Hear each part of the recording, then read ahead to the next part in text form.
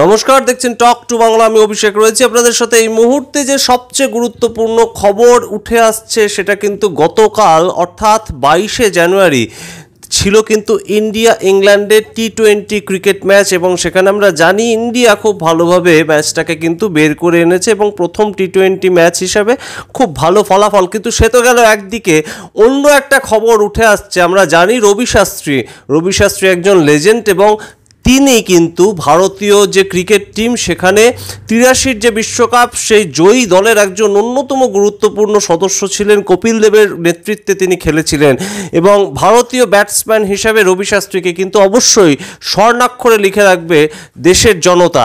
এবং তার পাশাপাশি তার রিটায়ারমেন্টের পর তিনি কিন্তু ধারাভাষ্যকার হিসাবে অত্যন্ত একজন গুরুত্বপূর্ণ জায়গায় রয়েছেন।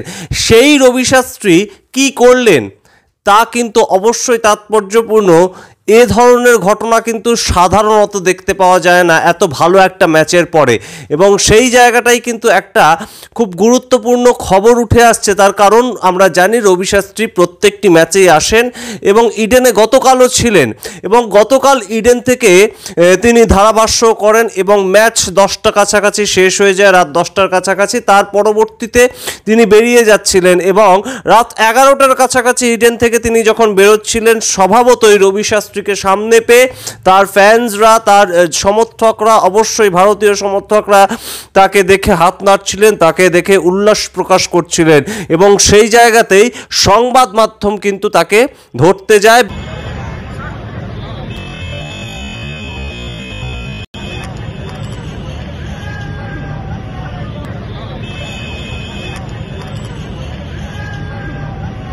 বেশ কিছু সংবাদ মাধ্যম অবশ্যই তাকে যখন ক্যামেরাবন্দি করতে চায়, রবি শাস্ত্রী আগেই না করে দেন, সেই অনুযায়ী তারা আর ক্যামেরাবন্দি করেননি। কিন্তু একটি বিশেষ সংবাদ মাধ্যম যারা সর্বভারতীয় স্তরে কিন্তু খবর সম্প্রচার করে, সেই সংবাদ মাধ্যম কিন্তু সরাসরি রবি শাস্ত্রীর সামনে এরকমই একটি বুম তারা কিন্তু তাক করেন, এবং সেই ক্যামেরায় কিন্তু ধরা পড়েছে রবি শাস্ত্রী সেই বুম একদম ছুঁড়ে ফেলে দেন, এবং মাটিতে পড়ে বুম ভেঙে যায় এরকম একটি বুম, এবং সর্বভারতীয় সংবাদ সংস্থার একটি বুম মাটিতে পড়ে ভেঙে যাওয়া, এবং ইডেন গার্ডেন্সের মতন সামনে এই ঘটনা ঘটা, সেটা কিন্তু ফ্যানেদেরকে বেশ খানিকটা হতচকিতই করেছে, এবং যে উল্লাস আমরা দেখছিলাম তা কিন্তু ক্ষণিকের জন্য স্তব্ধ হয়ে যায়।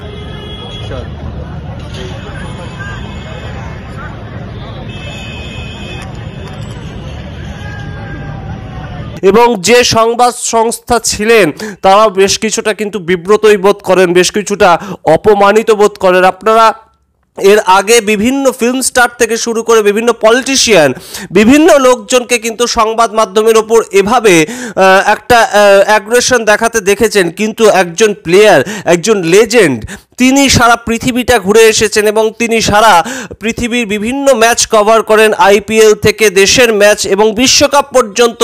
সেক্ষেত্রেও কিন্তু রবি শাস্ত্রীর ধারাভাষ্য শোনার জন্য বহু মানুষ টিভিতে অপেক্ষা করেন, সেটা হিন্দিতে হতে পারে, সেটা ইংলিশে হতে পারে। আপনাদের আগে ভিডিওটা দেখাবো, গতকালকের যে ভিডিওটা এক্সক্লুসিভলি ইডেন গার্ডেন্সের সামনে থেকে উঠে এসেছে, সেই ভাইরাল ভিডিওটা আগে দেখুন, তার পরবর্তীতে এই নিয়ে আমরা আবার আলোচনা করব।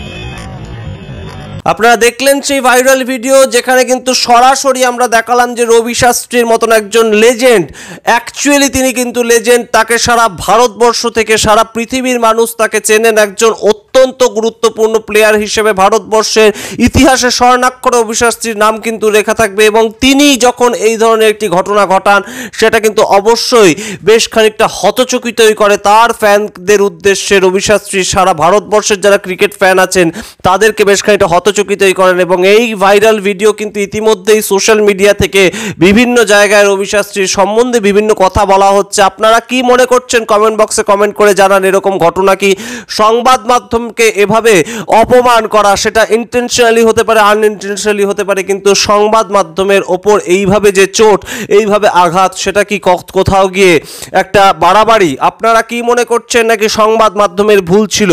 সমস্তটাই কমেন্ট বক্সে কমেন্ট করে জানাবেন। দেখতে থাকুন টক টু বাংলা। ভুলবেন না টক টু বাংলা ইউটিউব চ্যানেলটিকে সাবস্ক্রাইব করতে। ধন্যবাদ।